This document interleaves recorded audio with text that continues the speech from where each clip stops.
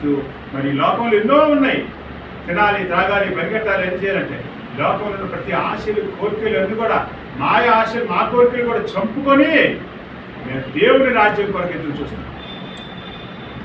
ఒకరు మనం తిట్టినా సరే మేము తిట్టకుండా క్షమించి నిన్ను వల్ల నీ పొరుగువాడిని ప్రేమించిన రీతిలో ఉండి ఏం చేస్తున్నామంటే సహనంతో చేతగాని వాడవా అని చెప్పేసి అంటున్నారు. ప్రభువాన్ని కూడా చాలా మంది హేళన చేశారు. పక్కన వేలాడి వేడి నేరస్తుడు ఒక నేరస్తుడు అంటే నువ్వు అనేక మందిని రక్షించావు, ఇది నువ్వు రక్షించే చేత కాదా నీకు? ఎంత మాట అన్నాడు. అందరినీ రక్షించావు, ఊరంతా రక్షించావు, కానీ నిన్ను రక్షించుకోండి నీ చేత కావడం.